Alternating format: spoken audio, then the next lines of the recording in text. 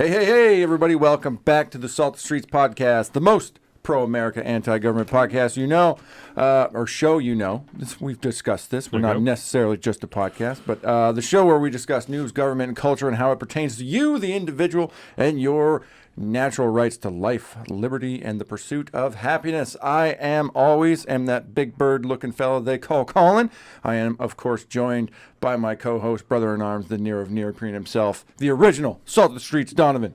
How are you today, good sir? I am excellent, sir. Thank you very much for having me today. Fantastic. Without any further delay, why don't you just tell the people what they got to look forward to? Oh, goodness. Okay, we got all kinds of stuff going on today. Of course, we have some local stories. We're going to talk about some tech layoffs. You talked a little bit about this yesterday. We have some investigations going on to the way that our state spent the COVID money, and there's been a lot of discussions about that, PPP loans, things like that. And part two, we're going to be talking about Virginia high school students being denied their Merit Scholar Awards. Racist. Biden documents, again, Pence documents, the California shootings. We're talking about that. And then we have also some information about the COVID vaccine, some updates from the FDA around them. So we're going to talk about that. Part three, we're going to be talking about MAYT in Canada, medical assistance in dying. Tanks to Ukraine, of course. We're going to be sending Abrams tanks to Ukraine. Germany is sending some Leopard 2 tanks.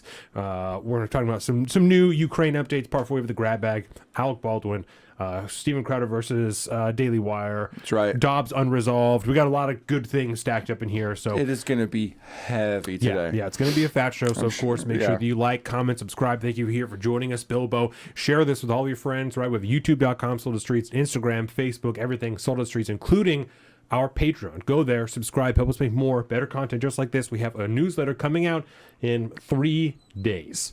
3 days. Go there, subscribe. It's fantastic. Of course, you can find all of this at saltofthestreets.com, including our own personal social media. I am at Salt of the Street on Twitter and at alpaca_Donovan on Instagram. Colin is at Big Bird Offie on both of those things. Boom. And of course, before we go any further, I want to remind you to evaluate and adjust your relationship with the CCP any way that you can, right? Take a look at your life, the ways that you interact with the Chinese Communist Party. Try and lessen that as much as possible because they are every day taking people's freedoms. So let's try and do everything we can to get rid of that. And our sponsor for this first segment is going to be Lexi Kai on Twitch. Boom. Go there. She's been doing it intermittently as she comes home. So go there, watch some streams, and of course she'll let you know when she's going to be live. Yeah, she's been playing through the new God of War game lately, Ragnarok. There you go. So if you got any interest in that, make sure to check over there and check that out. And I have another makeshift, not an ad sponsor for today, brought to you by our friends over at Signal. Oh. Because I saw this tweet today, just came out. It says, Happy Data Privacy Day to everyone, except the tech companies whose business models rely on monetizing your personal info. Signal is supported by your donations, not surveillance. If you guys do not know what Signal is, we shill it all the time on the show. It's a fantastic messaging app. You can use it for video calls, voice messages back and forth. It is fantastic. We use it almost every single show that we do. And it's encrypted end to end. End to end. And it's not owned by Facebook like WhatsApp is. So yeah. So you're good there. I saw that. I was like, hey, here's a hashtag, not an ad. Not an ad. So Joseph, good to see you. What's up, guys? Brand new riots in 90 seconds to midnight. What could be next? I wonder. Yeah, we're going to talk a little bit about the riots. Maybe not necessarily the riots themselves. The riots are the riots. We're going to talk a little bit about the footage. Paul Pelosi, too, because the footage came yesterday. The Paul Pelosi show, some of the weirdest shit I ever seen. Bro. Some of the weirdest stuff I have ever seen. It's messed up. And did you listen to the 911 call? Only what they was. Sagar played on that. Yeah. So it is the whole thing. I went through both of those things for back to back last night, and then was watching various people's takes on it and stuff like that. And so it's been ingrained in my mind, and I cannot unsee what I have seen at that point. It's fucking weird. It's so fucking weird, dude. Yeah, we watched it together yesterday at work. We're like at the same time. Yeah, it was like, what is happening? Just one of the weirdest things I have ever seen in my whole life. Mm-hmm. And they did release the footage too. I don't know if I have it pulled up or not. It's not really anything to see, but of DePape breaking the glass with his hammer to get inside the house. Yeah, I saw that from too. The outside footage, but there's nothing really there to see. It's breaking in. It's a dude that just is. It seems like it was some thick ass glass or something like that. I mean, I would goddamn hope so. It took a minute, and he's got a big fucking like mini mall hammer. It's not like a framing hammer. So yeah, we got all sorts of shit to get into today. Yeah. I think the guy was Paul's drug dealer. I just realized my camera is in a very inopportune position to see the very newest chats as they come in. Oh. It cuts off the very first one. I got you. But, yeah. It was weird. The phone call specifically. We'll get into it more later, but yeah, the phone call was really, really weird. Well, before we get into all the heavy stuff, we talked a lot last episode about the new upcoming show Last of Us. And we have both watched those. We're both up to date on the episodes. And I got to tell you, there's been a lot of big new shows that have come out over the last couple of years, right? Everything from Lord of the Rings, Game of Thrones, and they have just done nothing but disappoint me left and right. Every big new show that comes out, minus like The Boys maybe, has been You didn't like pretty the Dragons fantastic. show. You did not like the Dragons show. Don't like the Dragon show, which What was it called? I love Age of Dragons or something? It's House of Dragons. House of Dragons. Yeah, because it's all about House Targaryen and shit. Age of Dragons is a game, right? Probably. Age of Dragons, it has to be. It's gotta be. But yeah, I did watch the second episode finally last night. Third one comes out Sunday, and Thoughts? I am fucking here for it, dude. It's cinematically beautiful. Yep. It's touching. It's emotional. It's suspenseful. The last episode was the first time we got to see those. What do they call them? Clickers in the game. Mm-hmm. Like some people would call them zombies or whatever. And so I was interested. They're just different kinds of zombies. Yeah. They call them clickers to differentiate them from other zombies. Well, and they look thematically different than the standard zombie, which I really, really appreciated. So it's a beautiful show. And the reason being because they got into this more in the show, which I did appreciate, that the fungus grows from your brain out. And so eventually it splits your head open. Yeah. And the longer you're infected, like the harder that plating gets. And so you start to, in the game, fight like big, like tanker style zombies that are just covered in these plates from this fungus. That so you have to shoot and like break through the plates before. That makes sense. You can do that shit. Yeah. I like there's some kind of like intelligence because it's all connected because it's a giant fucking fungus.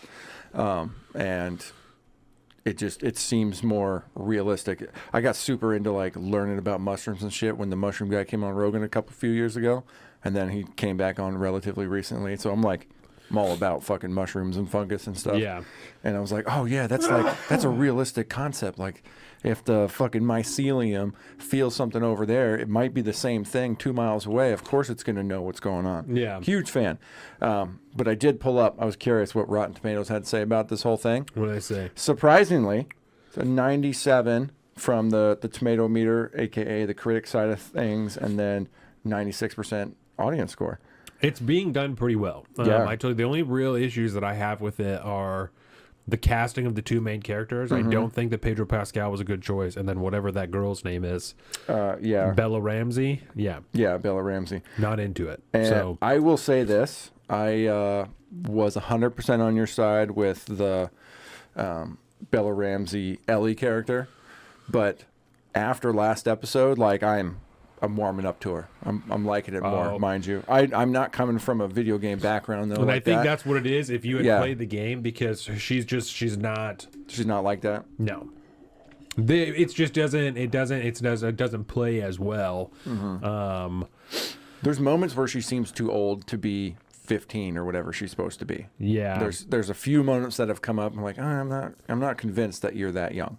And the attitude thing doesn't seem as organic in the show, and like her spunkiness, and like there was that scene in the flooded hotel when she was like doing that little goofy thing with the bellhop and stuff like that. I was like, and there's it seemed a little forced.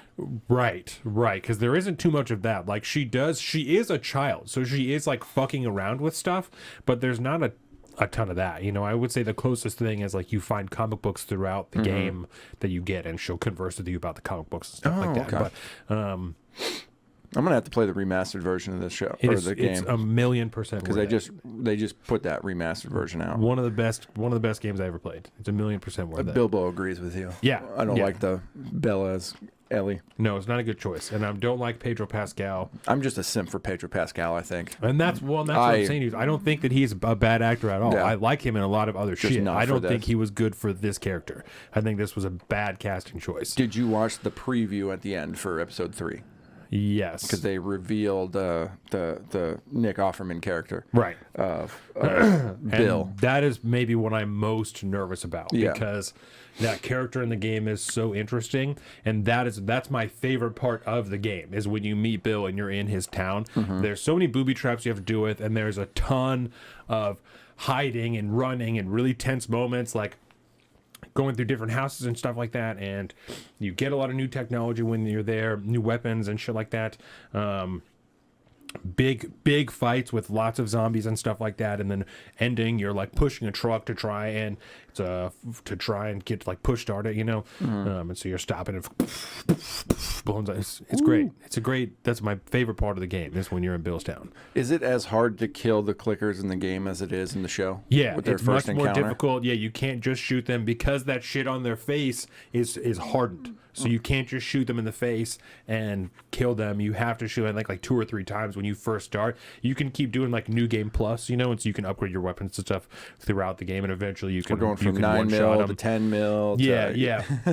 Because that snub nose that Joel has is the first kind of gun that you have in the game. Is that snub nose? And so you only have. Oh no! I'm sorry. It's a semi-automatic pistol. It's just like a 9 mil, and then you pick up that snub nose right when you start fighting the clickers. When you're going through this giant because he had that high-rise revolver building. in the.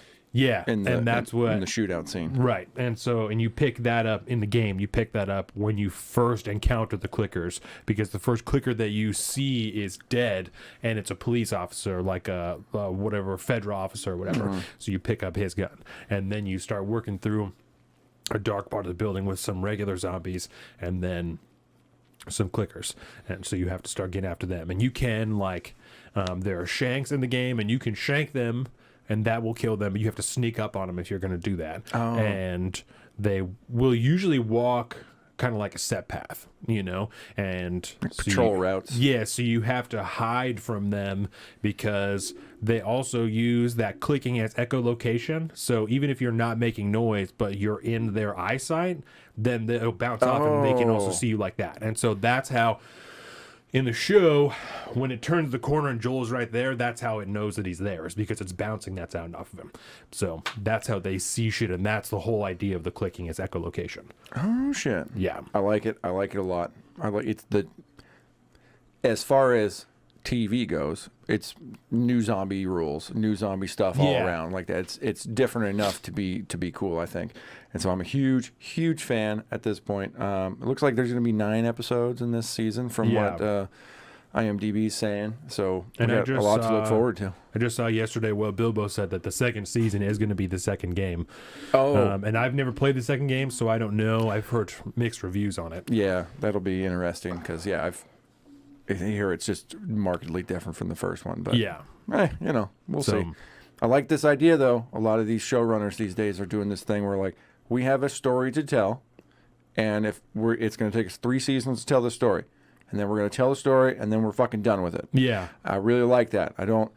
Rick and Morty is going through some shit right now, and it sounds like that ain't going to be coming back. Because apparently now there might be some underage stuff, Really? Yeah, there might be some underage stuff going on now, too. So I don't know. I'm not going to speak to that necessarily, but yeah, I don't like the fact that, you get going into these shows long running and they keep them open-ended, and then next thing you know, it just kind of falls off and then it dies. And the people that are super invested in it, and it's their favorite show in the world, get kind of, they get the short end of the stick because they just cancel it.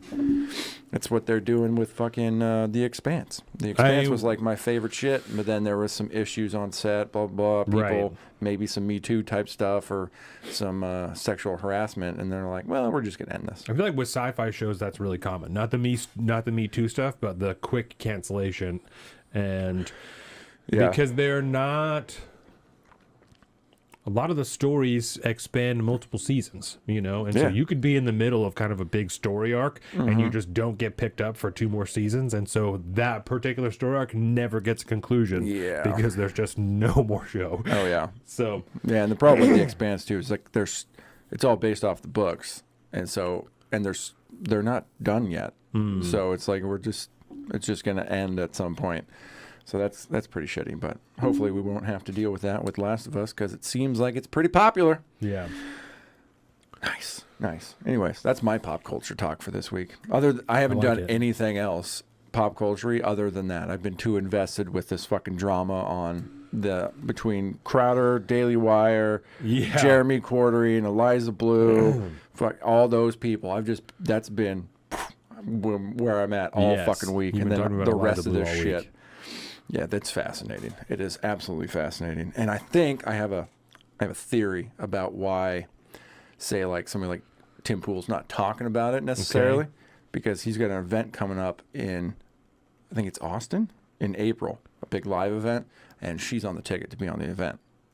So I would imagine I'm sure there's lots of money and contractual agreements and things like that involved. So what he's is just the like, event? It's like, I think it's the Minds event, Minds.com. Oh, okay. It's the thing they do every year. Yeah, they do that, and then they always have a big panel with all those guys on there, and Bill Ottman's down there, and but Tim Cass' crew has been a big part of that for a couple of years now. So, and I think that's probably why is affiliations and stuff like that. But who knows? Having Ian as a board member of my company would make me nervous as fuck. I wouldn't like that at all. Like we'll get into later on in the show, but it sounds like Crowder's ready just to like bring him under his wing and have him build something for him because Crowder doesn't know what the fuck he's about to do. Yeah. Notice, it is the end of January. Still no Crowder vids. No Crowder vids, even though he owns his own company. Yeah, his own production company. But there's no vids, so there's that. The Crowder situation is weird. Yeah, but we'll get into that later. Yeah, we talked a lot about that at work and stuff, and never really arrived at a solution. No, but we will today. We have I have videos and clips and things like that ready to go. Okay. Last night during the beer show, I kind of alluded to it because I didn't want to give away the farm. Yeah, no, you told me to eat a dick. You were like, no, we're not doing that. Yeah, because that's for the show tomorrow. Okay. Besides, it wasn't about that particular situation yesterday. That was just about Griffin. Just about you. But so we're going to get into that later, and I feel like after we walk away from that conversation, we will have officially made up our minds one way or the other about how we feel about this particular situation, and in particular, Crowder and his behavior over the last couple months. Deal. So good shit. With that, let's go ahead and dive head first into. With that, let me ask you this. See, like I just took over. I was like, we're going to do this now. I'm here for it. I'm here for it. I'm ready. Do you want to go first? You said you have a... No, I'll tail end it. Okay. I'll tail end it. All right. So I want to talk about an episode of the NPR podcast yesterday. Mm-hmm. And I can pull it up on Spotify on my computer, and we should be able to hear it and everything. I could pull it up on Spotify on my computer. That way it'll stream. That is also so fun. Actually, yes, I forgot we talked about this before the show. I will do mine first. Okay. Because I think that's going to be a good long segment. Deal. So my version of Let Me Ask You This today is a three-part. It's a three-part Let Me Ask You This. Okay. The first two parts are simple questions, and I would like for you, as best as you can, to give very succinct, simple-ish answers, right? Okay. And then the third one will be more expansive. The first question is, who red-pilled you? Oh.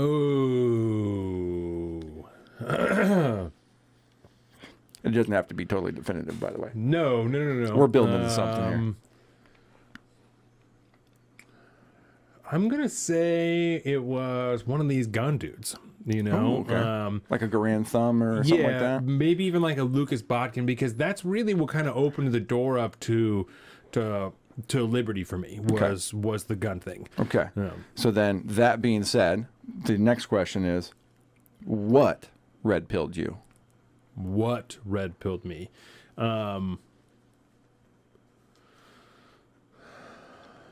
Having kids, and with that, recognizing, accepting whatever adjective or noun, whatever that's going to be, that you need to have the ability, you as an individual need to have the ability to make your own choices for your family, particularly around keeping them safe. Okay. And I think that makes a lot of sense considering Security. what you said with Yeah. who. Now, the last part of the question essentially is, which one of those questions do you think is more important? Who red-pilled you or what red-pilled you? And why would you think one of those questions is more important? I think what? Because I think most people's what is going to boil down to like a few different things, or it could be easily boiled down. So like mine, like I would put it into a security category. Like that's security, and I would think that's a perfectly acceptable way to categorize that. And I think a lot of other people's would be the same way. Whether it's that or like fucking, I don't know, freedom would be like a large category, just choice, you know? So I think probably why would be a more important question. Okay. And it's exactly my thoughts, right? And this came to me the other day because I've seen this floating around a lot lately, this simple question of who red-pilled you on Twitter and shit like that. And it should be no surprise to you that I've been very interested in like the following of personalities on the internet lately. Yes. And this concept of like you get behind somebody because you like their message or whatever and this, that, and the other thing. But then you turn around and find out that, Candace Owens used to run like an SJW doxing site essentially. Or, Jack Murphy used to be into like the weird sexual pegging cuckery world. And now he's a fucking, a manosphere type of dude. Or it could be anybody at any time because we don't know these people. So I think it's far more important to ask the question, what red-pilled you versus who red-pilled you. Yeah. You can have a gateway person to bring you to, to a different mindset and something like that, but you can't wholly rely on that person to be the cornerstone of why you're believing what you are and you like everything they do. They talk about this, that, and the other thing. Use them as gateways to the ideas and to the thought processes. But at the end of the day, you have a situation with your family in which you have like a security issue, and that becomes the trigger to be like, I'm all into this whole fucking, firearms thing and the security of myself and my family type of situation. You always have like some kind of catalyst or something in your life that actually affects you to back up your reasoning behind having the values that you develop over time. Yeah. And so I was very interested to hear your take on that. No, and I think that makes a lot of sense because whether it is legitimate moral inconsistency or just people's opinions changing over time, pinning that to one person is not gonna... It's not a good idea. It's not as strong of a tether as a why, Yeah. And I think we are even like good examples, because if you went back to the very beginning of the show, and you're like, this guy I challenge used to you all fucking, to do that. Yeah, like this guy used to fucking think no one should even have AR-15s, and now he's talking about fucking fuck the NFA and shit. Yep. So it would be easy for someone to claim or semi-legitimately allege that I had moral inconsistency around this issue, But I think it's because you did. Right. Because you weren't, just to use you as an example, I'm 1,000% there on 1,000 different things, obviously, but like you had a mindset that you had gotten from externalities throughout your life, just inputs of information that you that you just kind of went with. Right. And then as time went on, you were like, actually, when I really think about this, when I think about the reality of how it affects my life, totally changes. And Joseph, I didn't want to let that sit for too long. Kevin's here. He says common sense, blatant lies against common sense. I think that's a big catalyst for what a lot of people got red-pilled with over the last couple of years, especially during the COVID and blatant fucking lies and stuff we're going to probably talk a lot about. We talk about those types of things every fucking show, to be honest. But that right there, that's a huge what for a lot of people, realizing that the establishment, the powers that be, whatever it may be, have been fucking lying to you for your entire life. And it's harder and harder and harder today to not see the lies for what they are. I think that's a very good example there, Joseph. Yeah. All right, so I got this thing pulled up so we can do this now. Okay, yeah, so let me preface this, right? So I had said on my Instagram yesterday that I was going to go live. Just wasn't able to make that happen with the kids, the notes, all the things. Just didn't have time. Hashtag dad right? life. So yeah, we didn't eat dinner until after kids go to bed, so I didn't have time to. That's okay. It's common, but because of that, I didn't have time to live stream because I knew it was going to take a little bit of time because I was going to listen to this, stop it, and explain what my issues were, right? So. This is one of our morning shows. We call them the dailies, right? When Colin and I talk about our morning shows, we call them the dailies. So this is one of our daily shows. Yeah. It's from NPR. It's called Up First. This is their daily podcast. And we've gone through it a few times. We just added, I added a few more to my daily repertoire. So I have one from Punchbowl. I have one from NPR. I have one from the Wall Street Journal. One from the Washington Post now. One from ABC. One from the Daily Wire. And one from Seattle Times or whatever. It's like KUOW. Yeah. So, they're one and the same. We're rocking 7 dailies out here to keep us, that's just the run through of how these stories are going to kind of be gone through today. Yeah. That's nice because you've added more. I've cut back. Oh, I'm down to about 4 now. I think. When I'm at work, like at least an hour longer than you are in the morning. So I'm there by myself. Usually until around the time that you get there. Yeah, what better way to start your day when you're showing up to work at like 4:30 than just to start out with like blatant lies and propaganda from the establishment? Yeah, I have to really decide sometimes. Like, do I want to do this now, or do I want to put on some YMH for an hour and a half, and then I'll dive into it? But I like to be into him by the time you get there, because I know you start listening to him in the morning, like before you leave for work.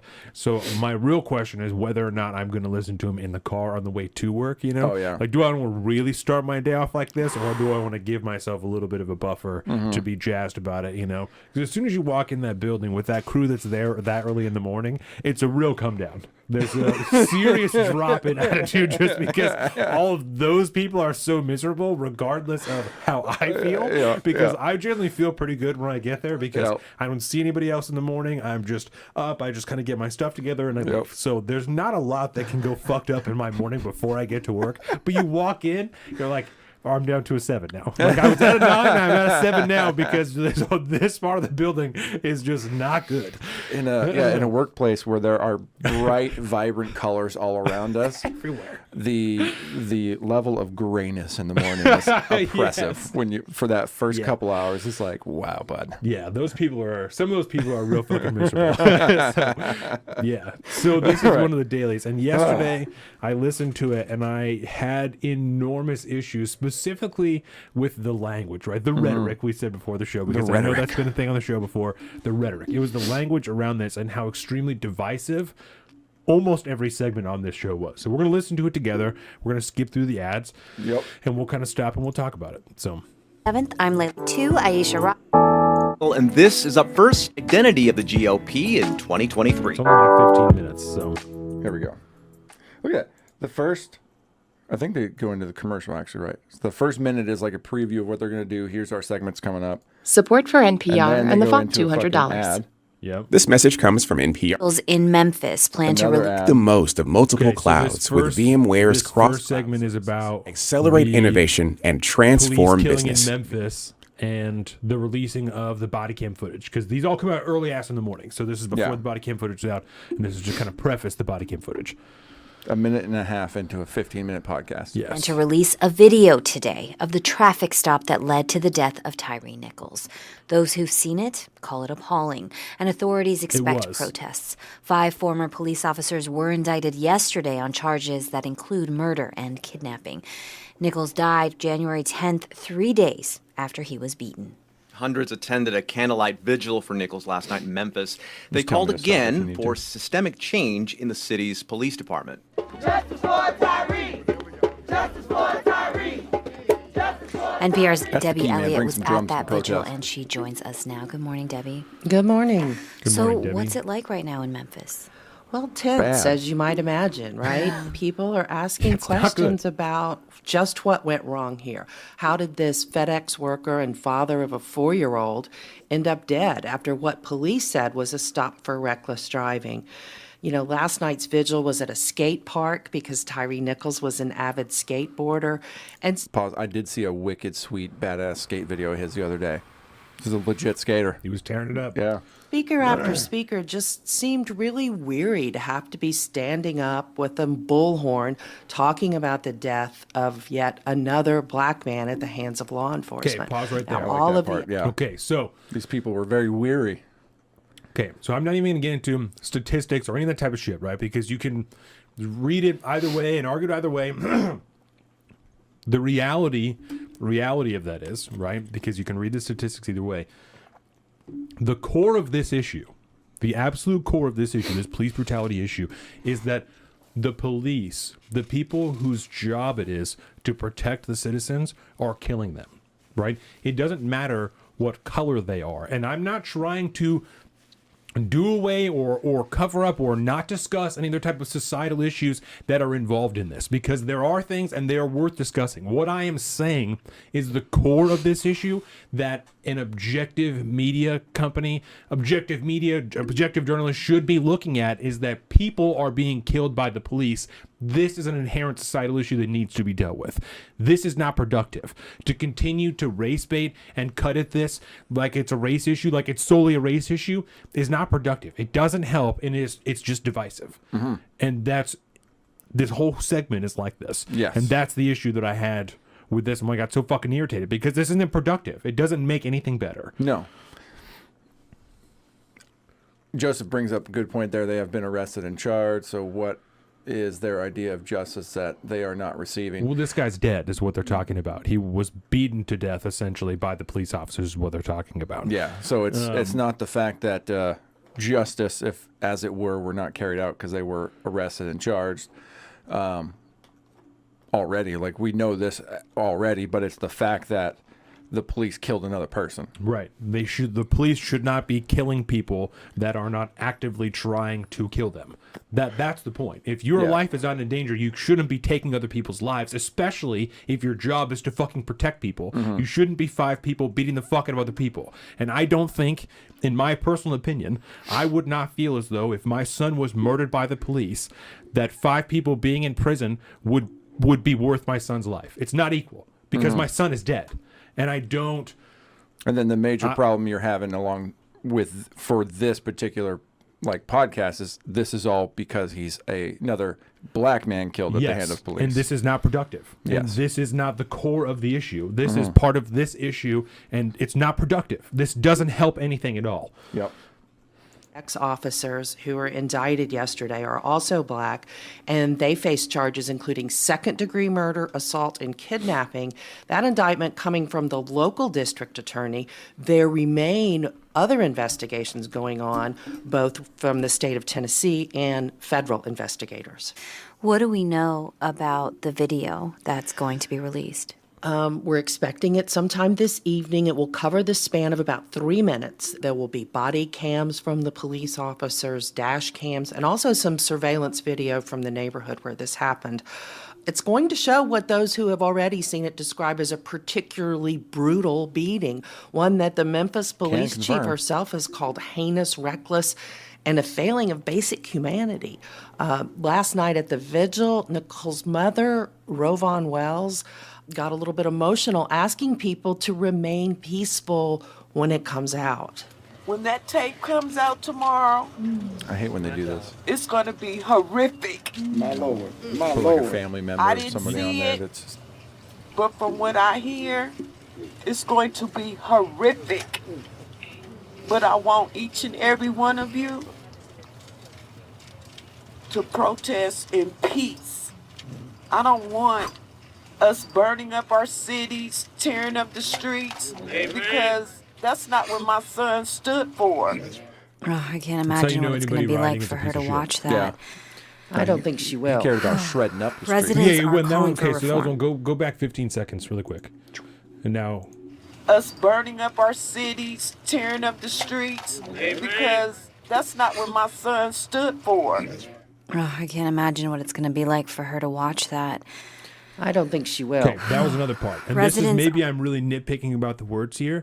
I feel like should be saying well, let's just hope she doesn't have to see that, right? Because there's already a whole side of this issue that is, I'm not even like degrading it or putting it down, but I'm just as an umbrella term, like a conspiracy type that believe, that there's, why are they always putting these videos out on a Friday, when people have nothing to do? Because it opens up the opportunity for writing. Like there's already a whole deal with that. That doesn't help. This type of wording around this issue of this is going to be really tough for her to see that. Instead of, let's really hope that doesn't happen, or that people listen to what she says, or fucking something like that maybe is going to put a positive potential spin on that. I would think would be, again, is more productive. That's more productive, right?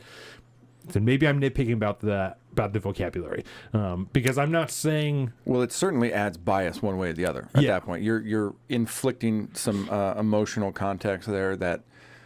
You just heard her speak. We don't need third parties from some big city in fucking Washington or New York to add emotional context to this to try to sway the viewers or listeners' opinion one way or the other, which is exactly what they're doing. Right. And Joseph, I don't know what they're advocating for. That's not what I'm saying. They talk about, the BLM activist talks about it in this, I think. Right. And that's their own deal, right? Yeah. All I'm saying is that when your child is when anybody is murdered, other people being arrested isn't justice. That's the best thing that our government could potentially provide, because for the state to take somebody else's life also is not just. What I'm saying is that I don't blame anybody who is legitimately saying, because there's a lot of people who are saying it, BLM activists or whatever, that are saying it to gain clout, to try and to change something, to gain, to do whatever, right? For not genuine causes. It's the grift. To grift, right? Yeah, buddy. What I'm saying is I don't blame anybody who is legitimately saying this is not justice, because a potentially innocent person was murdered by 5 police officers who are paid with our tax dollars to protect them, right? Yeah. That's what I'm saying. The video looks bad indeed. They should be charged to the maximum extent of the law. They should be held to a higher standard because they are supposed to be and have the authority to 100%. Amen. 100%. And that's precisely what I'm saying. Yeah. Continuing. Calling for reform in the police department after this. What changes do they want to see? A complete overhaul of the way policing works. Here's Amber Sherman. She's an organizer with Black Lives Matter. The only way for us to end the injustice that keeps happening and the murders of Black people that keeps happening is to stop using police for traffic enforcement, to stop developing these different task force units, and to stop having these violent interactions with citizens. So the police chief has said there will be a complete and independent review of specialized units like the one that these officers who are indicted were part of. So right there, she's talking about, essentially, she does want to abolish at least the certain aspects of it, the police force's ability to enforce traffic law. Yeah. Which I'm kind of down for that, but for not totally different reasons. Right. I'm not here. I'm not here to argue in favor or against the BLM activists. I think we all have our own opinions about BLM. Indeed. We know how these, or the police in general. Yeah. We all know how these things break down. Yeah. I do think it's interesting though, because this was the first time I really heard it, that this was some kind of specialized unit in that. For street shit, do you know what I do not know. Because that type of stuff happens all the time. Yeah. Especially like they were talking about federalized task forces that receive federal dollars to have gang task units, drug task units. Like most of those things, that is where a lot of the federal funding comes to police departments as specialized units like that, along with the equipment and whatnot that they're getting. Yeah. You don't just, the regular cops at that precinct don't just necessarily get a blank check from the feds. It comes with you can get all this cool shit, but now you got to have a SWAT unit, or now you got to have this or that. Or they'll have some type of liaison to the FBI, and they'll also, you'll go through some type of specialized training, generally through a federal facility, through the federal government, so that you can be specialized to deal with these things, and then you have somebody, like I said, a liaison with the federal government that you're consistently working with, so that you're giving them evidence, you're telling them, you're running the cases and shit like that. Oh, so the feds are getting closer and closer to your actual doorstep. Yes. That's nice. NPR's Debbie Elliott in Memphis. Thank you so much for your reporting. Now we shift gears. Welcome. Overall, not productive. Hard no. That was 4.5 minutes. Not even 3.5 minutes. Not good. It's no secret that the United States is deeply divided. No. Sure, but while we think typically of these divisions as left versus right, progressive versus conservative, the fight within the Republican Party has been on full display lately.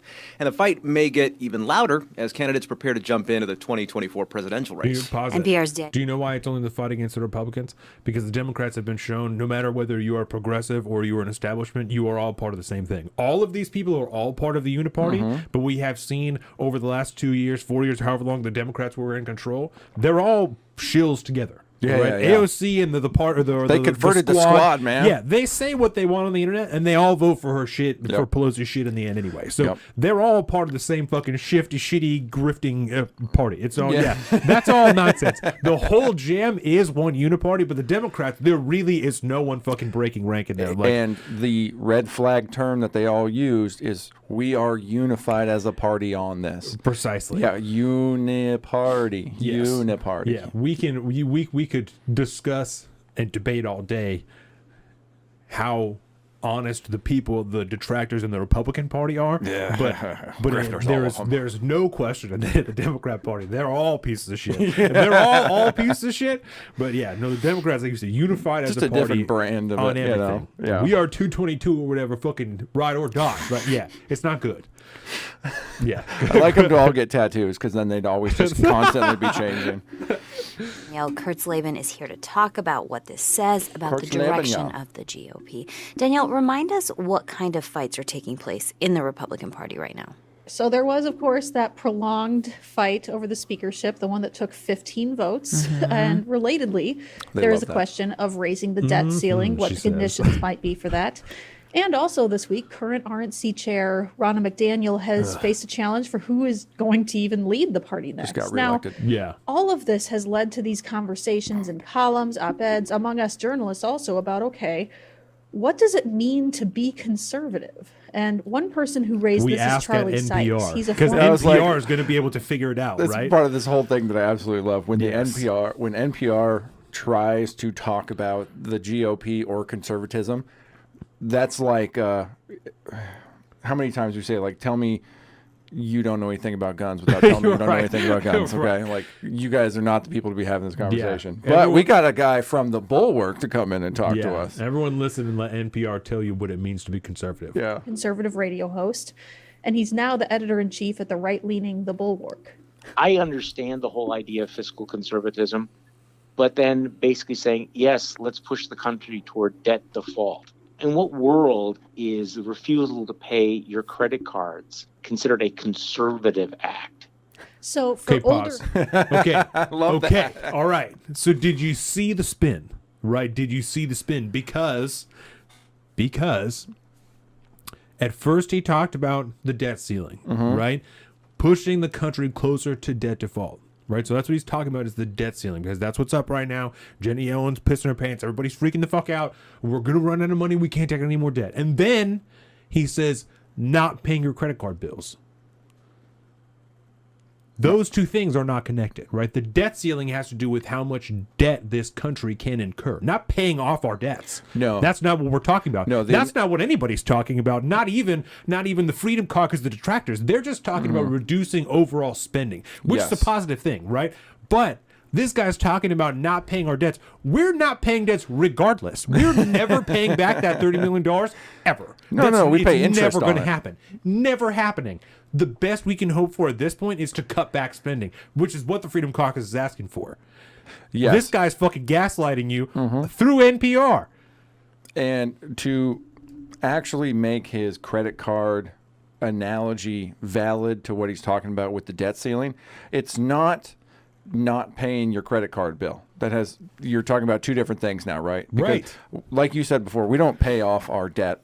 We pay the interest on the debt. That's the only thing that we pay for at that point, right? We could ever hope to do. But really what it means in the analogy of credit cards like that, and to bring it to a personal level, is it's not you not paying your credit card debt. It's you continually increasing your credit limit on your credit card as you continue to spend every month. Yes. Because you keep getting closer and closer to your limit. That's what increasing the debt ceiling is. Yes. It has nothing to do with the payments of your credit card. It is it's everything to do with taking out more and more and more and more credit cards. So he's already gaslighting you because he's not talking about the same thing. Yes. He strategically put in an analogy so that his train of thought can be disconnected, and then he could start to talk about something completely different because he's talking about debt ceiling. Now he's talking about making a credit card payment. Now he can just say whatever the fuck he wants because it's an unrelated topic again. He's not in the same realm of conversation. And it's going to bridge. It's going to bridge with its audio clip they have from Hakeem Jeffries. Yes. So let's continue, and we'll because they run with it. Like it's good. him. This is all further confirmation that traditional conservative principles like the free market, like fiscal restraint, that those have just been eroded. Fiscal restraint. Now this like all cutting seems back like spending. interesting. That's literally fiscal restraint, right? Restraining your fiscal fucking whatever, the active form of fiscalist, right? Yeah. Money, restraining your money, spending less money. Yeah. Don't go to Starbucks every day. Yeah, you guys have listened for a while now. I'm not a fucking Freedom Caucus guy, but I mean, you're lying about it. Like, you're not being honest, and that's what we do here. If anything, that's what we do. We're being honest about you. This is complete and utter lies. This is blatant disregard for the truth. And I don't know if the Freedom Caucus comment or not, right? This guy, the Bulwark, if you guys do not know what that is essentially just one step removed from the Lincoln Project. These are like conservatives that they're like the old school neocon, big government, big spending type of Republicans. Those type of cats, Jonah Goldberg type of people. You know what I mean? They're of that realm. Philosophical argument, but it's just an argument. How do you know how a philosophy is changing? That's a very good question. And so a couple of political scientists named Daniel Hopkins, he's at the University of Pennsylvania, and Hans Knoll, he's at Georgetown, they tried to measure this. Now, what they did is they tried to measure it. We're going to measure how conservative you are because that works. It's the science, bro. Because the political science. Because political science is super legit, right? We all know how real a political science career is.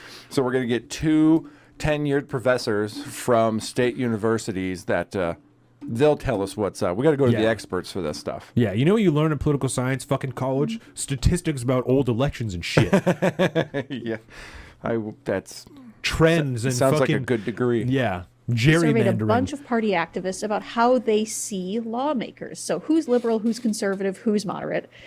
And what the researchers found is that even lawmakers with conservative voting records, when they opposed Trump, they were seen as more moderate. Now, former Senator Ben Sasse was one example of this. Sassy give you some more current examples, Liz Cheney might be one. She's a Trump critic and the most prominent Republican who was on the January 6th committee. Liz Cheney. That's okay.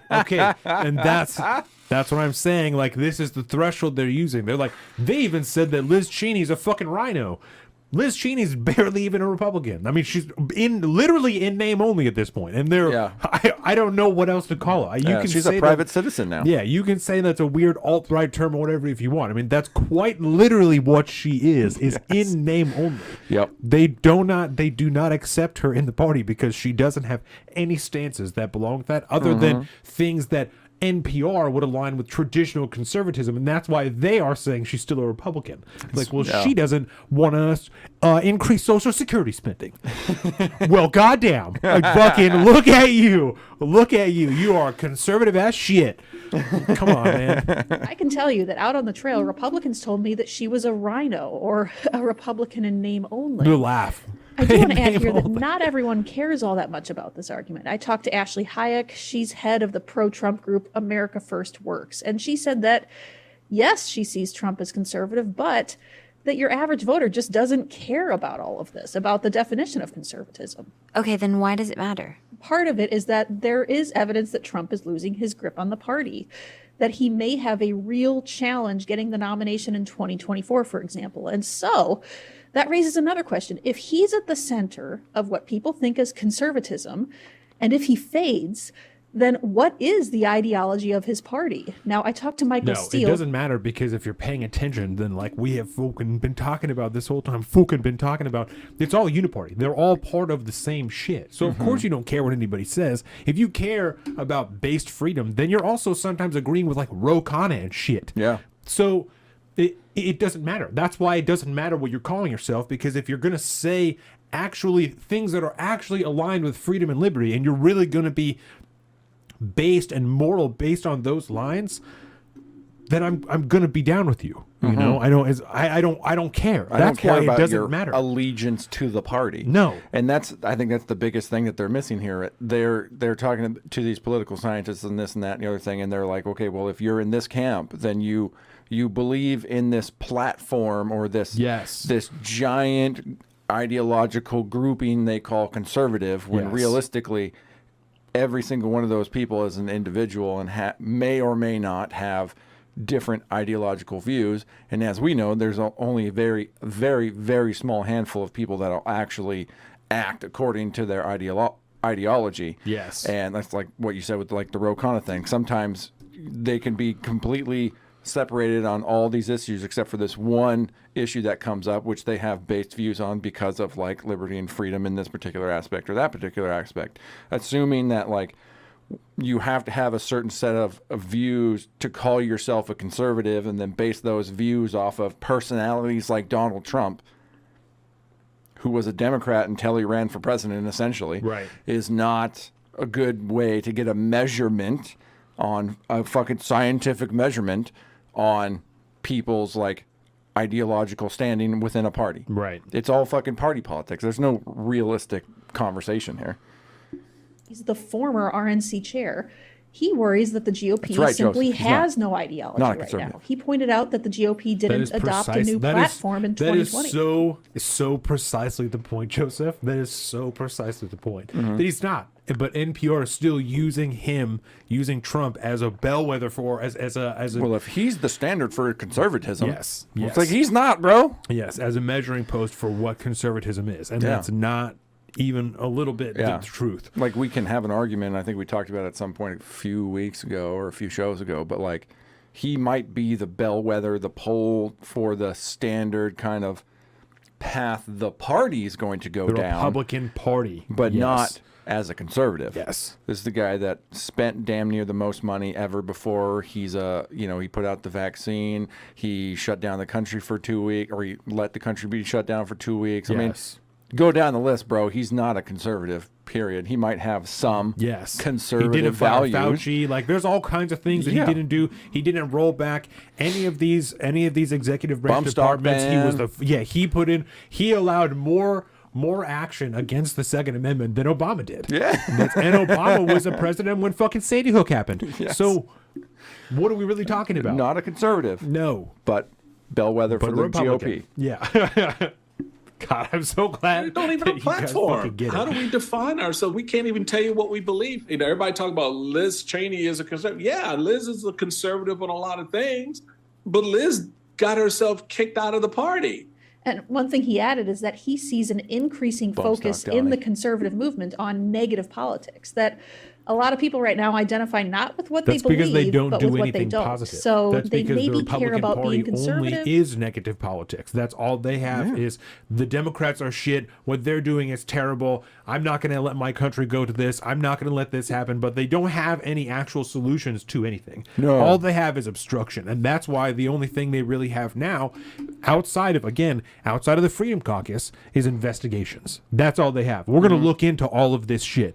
Not we're going to roll things back, or the IRS funding they know they're not going to get through, right? They're not going to be able to roll that back. It's only people, and goddamn, I hate to give them credit, fucking people like Matt Gaetz are like, listen, I'm going to introduce a bill to just completely abolish the ATF because we don't need this shit here. Yep. And if we're going to be in power, we should be trying to do things that are actually going to make change here. Yeah. And at this point, Kevin McCarthy's like, yeah, fuck that. We're not doing that. That's crazy. Why would we do something like that? Because what the fuck are they doing? They're turning millions of people into felons in 120 days. Yes. Right? We've got clips coming out all week about this type of shit. Yeah. And there's I hate to give that old like phrase too much credit, but it's the old adage is, what is a conservative? A conservative is standing in front of progressives and saying slow the fuck down or something like that, or it's a speed bump along the road or something like that. Right. It's like there's no actual there's no plan to do anything, because the only plan as far as to stay ideologically true would be to like cut back on the government. Yes. And that is something that none of these people are actually willing to do, except for maybe a few people. But then again, that's like when you can't be done, it gives you the freedom to be like, well, I'm going to say this thing because it's it's based, even though I would never actually do it if it was realistic. Right. But who knows? But they definitely care about not being seen as liberal. NPR's Danielle Kurtzleben. Thanks so much. Yeah, that's all they have. That's all they got. That's all the Republicans have.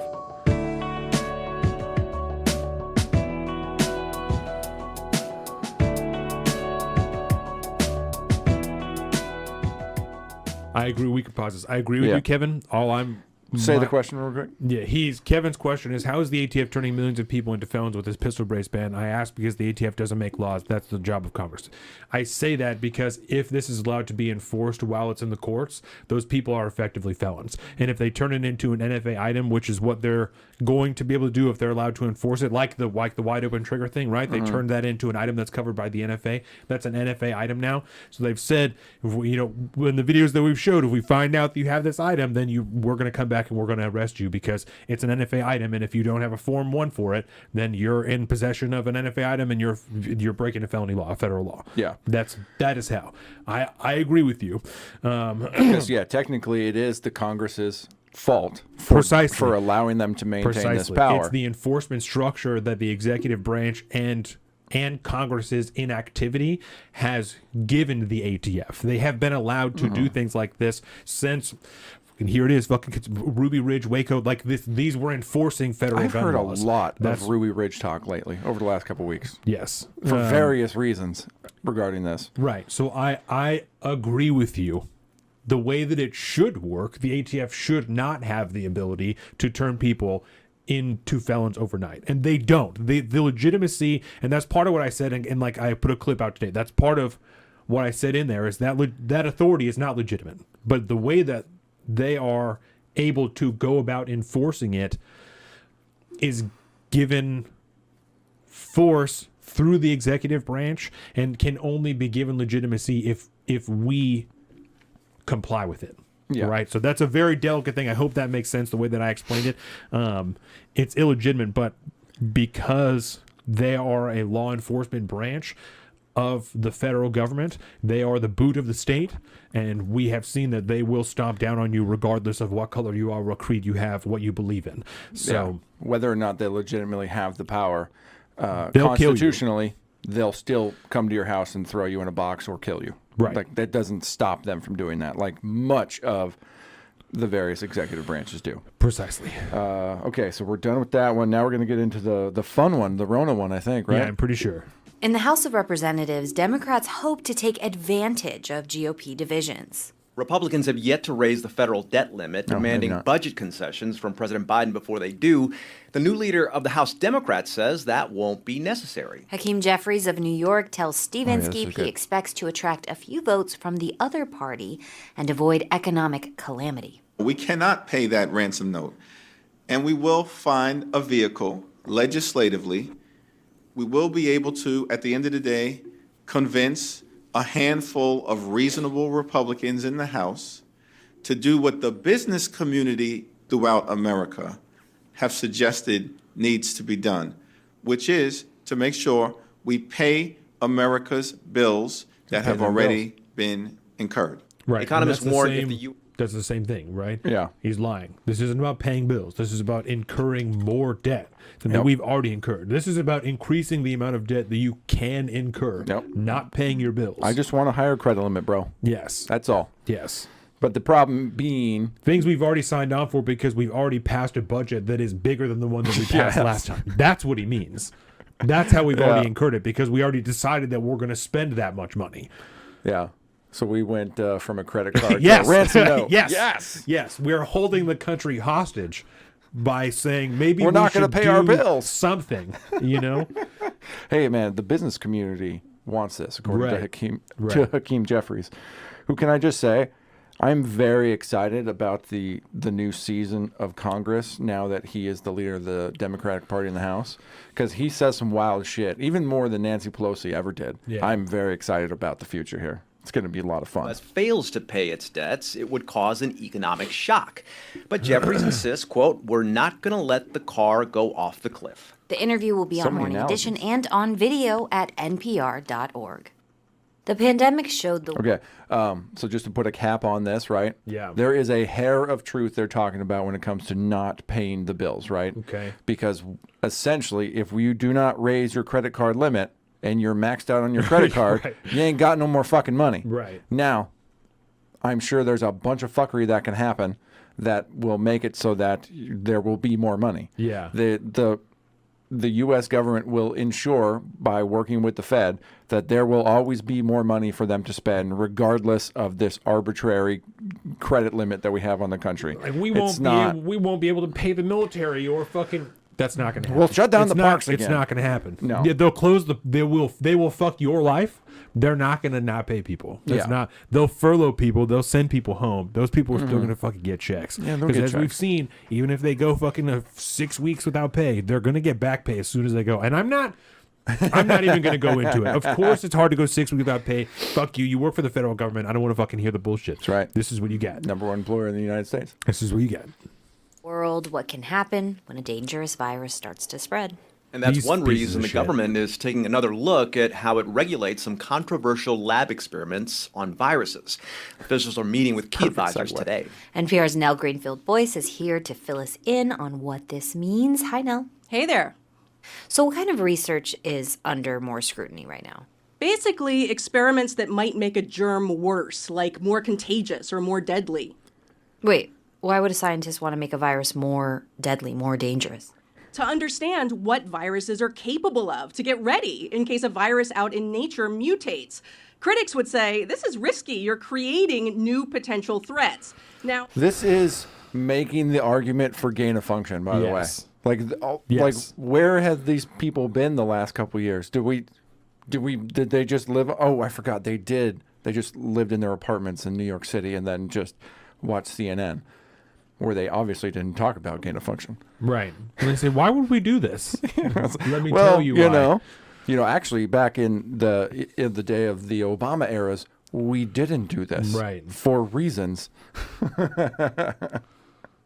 debates about this have gone on for years, but a virologist at the University of Michigan, Michael Imperiale, told me that this moment feels different. I think that the pandemic has really kind of heightened the urgency with which we need to address these issues, just because of all the controversy that's been out there regarding, was this a lab leak or not?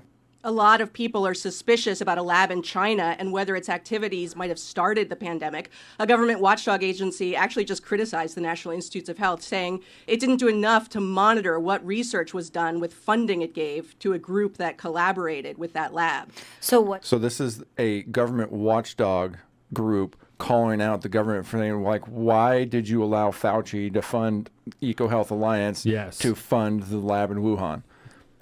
But, we don't need to listen to the government watchdog group. The government's always right. What do virologists say about the lab leak theory? 2 virologists. Well, more than 150 of them have just put out a statement saying, look, open-minded people have investigated the pandemic's origins, and the evidence points to the virus coming from nature. Felicia Goodrum is with the University of Arizona. She says the evidence we have to date suggests that this virus jumped into our species when people had contact with animals, just like other viruses have done in the past, like Ebola and HIV. There is no evidence to the contrary or in support of a lab leak, nothing credible. Nonetheless, that's a fucking lie. That is a fucking lie. That woman, who is apparently a virologist, just lied. There is no evidence of that's a lie. Yep. No evidence of a lab leak. That is a fucking lie. Yeah, I like this. When it came to like the Hunter Biden laptop being Russian disinformation, the number was like, we had 51 members of the Intel committee sign off that it's not. We've upped our number now. That wasn't enough. So now we're up to 150. We found 150 virologists now to be like, there's no evidence here whatsoever. You can be a dumbass and still say it's up for debate if you want, right? That's fine, because there is no definitive answer as to where it came from. Because it came from fucking China, and we're not going to get any actual answers. Never know, right? We will never know for sure. But there is an awful lot of very good indication that the background research was being done for this virus to be created in that lab in Wuhan. They're talking about, came from, contact with an animal. So we're talking about maybe a fucking animal that was infected with in the lab and someone got scratched or some shit, because I'll buy that they got in contact with it in a fucking lab, right? But not in the wet market down the street from it, unless they're taking the animals and selling them when they're done to the wet market. Yeah. That's a lie. It's so, like, when you can get Jon Stewart on board to make jokes on television in front of Colbert and make him feel very, very uncomfortable. I'm telling you. That one, like the city where it originated has one of the 3 fucking research institutes that will do this research around the world. That's the one right next door to the market that they say it came from. But there's obviously no reason to think that that's where it came from. No, even though we, again, have evidence, legitimate government documents that show us, emails, conversation streams that show us that research was being done, funded by our own government in that facility. Common sense, right? Right. Way to go, Joseph. Right. But no, we got 150 people, bro. And this scientists will get hit with onerous new regulations. And not just us. I don't mean just us. I mean people get their news from this, they listen to this, and they believe it. That's what I'm saying. It's NPR, bro. People listen to this. This is real also, news. our fucking tax dollars pay for this fucking shit. That's a whole nother deal. Yes. But people listen to this and they get the real news from this. They believe this shit. They don't counteract with anything else that might tell them the fucking truth. This is only one episode of this show. Yeah, dude. We have lots of episodes on this topic. This is one that got me so fucking upset that I had to talk about it because the whole thing was filled with lies. We just went over average. The whole episode almost, and it's all lies. Yes. Slow down research that's important for developing stuff like vaccines and drugs. Does it seem like Vaccines the government and will drugs. put new restrictions in place? The White House and lawmakers in Congress have certainly been paying attention. Officials asked some outside advisors to weigh in. It's a group called the National Science Advisory Board for Biosecurity, and it's put together some draft recommendations that basically call for expanding an existing oversight system so that a broader range of experiments would get a special risk-benefit review. So how are I scientists... should also add, too, that when I mentioned that when this type of research was deemed to be way too dangerous and stuff like that, so we're not going to do it. We can only control it at our borders, right? So we shut it down during the Obama era. So no more doing this. During the Trump administration, it was allowed to relapse. Hence, you can do it in the states again. Pfizer, which we'll get into in a minute. A lot of people blame Trump for that, by the way, like Luke Gronkowski and shit, who's, thank God, happily on his way down to Florida and no longer on IRL as a regular right now. Yeah. He's doing his seasonal retreat down south. Right. But his stance is like, well, fucking Trump allowed this stuff to happen. Trump allowed this to happen. The government is a giant place, bro. I don't think Donald Trump even knew what the fuck this situation might have even been. I think it would be a really interesting debate for another time. Yeah. How involved Donald Trump was in his own fucking government, you know? That would be really fun. I am not at all trying to remove him from any culpability of anything that happened, because he was the president no matter what. The buck stops at the top, baby. Regardless, he was the president. Yeah. There was a very interesting and legitimate conversation to be had about how many of those decisions he really actually made, I think. That's a very good one. Maybe I should be more specific. Made with full knowledge of what the situation was. There you go. Good. Because I think it's probably not that many. No. It's reacting to these recommendations. The American Society for Microbiology has responded positively, although some experts say the devil will be in the details. Like, if regulations talk about a proposed experiment that's, quote, reasonably anticipated to make a pathogen more dangerous, what does reasonably anticipated really mean? I was talking to Tom Inglesby. He's director of the Center for Health Security at the Johns Hopkins Bloomberg School of Public Health. And he told me, you can take a benign virus and turn it into something awful.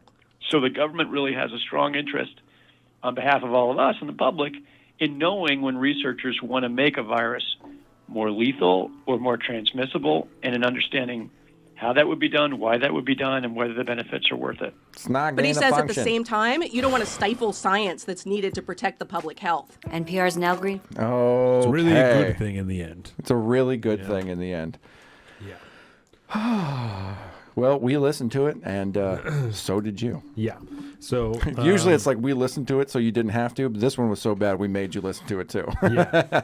So I think maybe we'll just hit the one kind of big local story that we're talking about is like the COVID money. Right? Oh, I thought you were talking about how they arrested the people that fucking took my truck. What? Hey, buddy. What? In a series of 2 seizures. Oh, shit. They locked up the dudes that fucking stole my truck.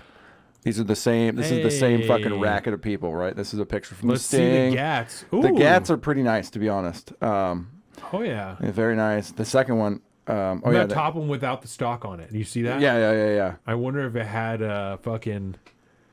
Oh, the other one doesn't, like the painted one doesn't even have a muzzle device on it. No. I wonder if they're just piecing these things together. Oh, I guarantee it. And then that one there. They got a hunting rifle. They got 2 hunting rifles. That's a really nice... Wow, dude. That optic on that thing probably alone. Look at that little fucking sweet little piece right there. I like that one. That's a real shorty. Yeah, it's a real shorty. It's a pretty gun, though. But yeah, they stung these bastards not once, but twice. Because they stung them once and arrested everybody, and within 24 hours they were let back out because we live in Washington State. And so at that point, the cops were literally just doing another sting operation. They were just waiting for them to continue doing what they were doing. Yeah. And then they fucking stung them again. That's and awesome. So now it's a twofer. So that was the biggest story. I wanted to surprise you with that one. That's awesome. But which one were you talking about? The COVID money. COVID money. Right? And we could talk about the tech stuff too. But that particular segment went along with NPR. And then we could just pivot and we could start with COVID. That's what I was next part. So, Joseph, 3 different groups. 20% listen to this and common sense gets the best of them. 20% fall for every word, and 60% don't waste time on the news. They're living their life without the news.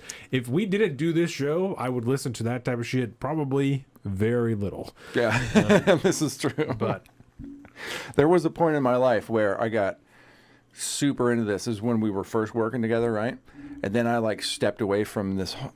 I stepped away from it altogether and just went for like a few months. Didn't do nothing, right? After I left Bennick the first time. Yeah. And all this. And then once I started to get back, I dipped my toes back in the water and it just captured me again. And that's when we really started texting back and forth. And hence the beginning of the show. But it's a fucking thing. So I hate thieves. Glad you found your truck. Hopefully it's still in good shape. It is not. And it was full of fentanyl. And so, but I have a new truck. That was a while ago. Yeah, it was after the insurance was already dealt with. Yeah. I found it. Yeah, and but now I drive a spaceship truck, so it's pretty sweet. He's got a nicer truck now. Yeah, it's pretty sweet. Not as big, but it's nicer. Yeah, the gas money is savings alone. Holy fuck! All right, so this is from our Washington State auditor, right? $37 billion in counting. Find out how Washington spent COVID-19 relief money, other federal funding in 2021. So that's right. It's not good. It's not good. Where is my little? Oh, this is the shortened version of their little fact sheet, and so the audit is still ongoing, but there are multiple millions of dollars unaccounted for in the spending. It's great. And so this is just a nice little detailed thing that goes through what they've seen already, what they're looking at. 42% increase in federal funding spent compared to fiscal year 2020. 42%. Yeah, buddy. So because 2020, peak pandemic style, right? Right. And then 2021 increased up, from 25 billion to almost 37 billion. So a 42% increase in the spending just over 21. 17.6 billion COVID relief funding that state agencies spent between July 2020 and June 2021. 2 billion COVID related funds passed through to other entities. And it's just a really detailed breakdown of, a lot of it went to unemployment insurance, paying for people to not go to work, right? Yeah. Medicare cluster, which I'm just assuming is just recycled fucking insurance money going through hospitals and shit like that. The COVID relief fund, only 1.7 billion of that went to that. So that's nice. That was for like the businesses and shit like that. Yeah. All sorts of tiny little programs going all the way down to fucking child nutrition clusters for 47 million. But this is just in this state, bro. Just in this state. We're talking billions and billions of dollars. Auditors said they found examples where agencies did not have adequate controls and Oh, Jesus Christ. Yeah, and they talked about how many different findings there was, how much money was in questions at that point. I mean, Department of Social and Health Services, 3 findings. The question costs were, $251 million just in that one. And it just goes through a nice little breakdown of how the state government cannot control how it spends federal dollars. Right. Which is taxpayer money that you're forced to pay now through inflation and so on and so forth. This one says, this is an article from King 5. McCarthy said in one case, the state might have to pay back part, if not all, of $271 million in payments reportedly made to low-income families to help pay for child care. McCarthy said the Department of Child, Youth, and Families could not provide documentation guaranteeing the funds were paid or dispersed to the right people. That's so $271 million that they don't even know where the fuck it went. Yeah. They don't even know for sure that people actually got those dollars or that it was just put into some fucking account somewhere that somebody can tap into and spend however they want. Yep. No one has any idea. And we've talked about on the show before, it was like the most expansive situations of fraud that took place throughout the entire country with all this just flood of fucking COVID money that went out into the world. We've talked about the PPP loans. The PPP loans were enormous. Massive. And now representatives from the government like, oh, we were just trying to just make sure we got money out to people who needed it. Yeah. And, maybe we may have fucked up and not, been as careful as we should have been. Yeah. Okay, fucking 2 idiots like us can sit here and say, maybe we should be more careful with how we're spending this money. The people who are supposedly running this whole jam should actually do it, right? If we can, 2 fucking chuckleheads can sit here and say, maybe we should be more careful with that. Goddamn, I would have thought that somebody at the top would have thought about that before we did. Fucking chucklehead. Fuck you. That's all I got to say about that. We're both chuckleheads. That's all I said. We're both chuckleheads. So you are such a fucking dad. Yeah. What a goofball. No. So precisely. It's not good. Yeah, and that's just this state. And like I said, it's just $271 million on child care in just this state.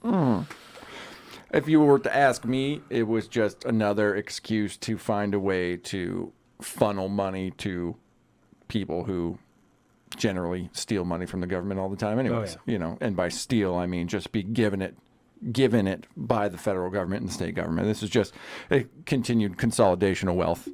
Yeah, we've covered the unemployment stuff as well. I think you already said that. It was just enormous amounts of money that were given to people who should not have anywhere near access to it. Yeah. They don't care they spend the money because they know it's worthless money and the Federal Reserve will just print them more money. Well, 1,000%. I don't disagree with you at all. 100%.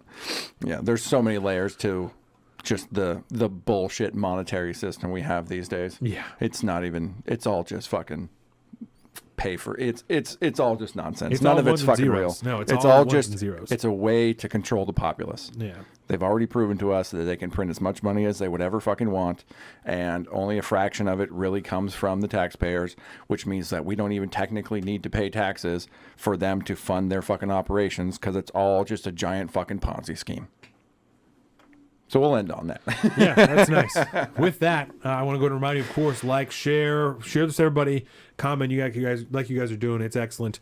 Everything. Facebook, fuck Facebook. Instagram, YouTube, Patreon. Sorry, I'm scratching my eyes, so it's throwing me off. Everything at Salt of the Streets. You can find all this at saltofthestreets.com, including our own personal social media. I am at Salt of the Street on Twitter and at alpaca_Donovan on Instagram. At Collins at Big Bird Offie on both of those things. We'll see you guys in just a few minutes for part 2 of episode 141. Boom. Lots of COVID coming. Thank you. Welcome to the Salt of the Streets, coming at you every week with this food for thought. Hope you ready to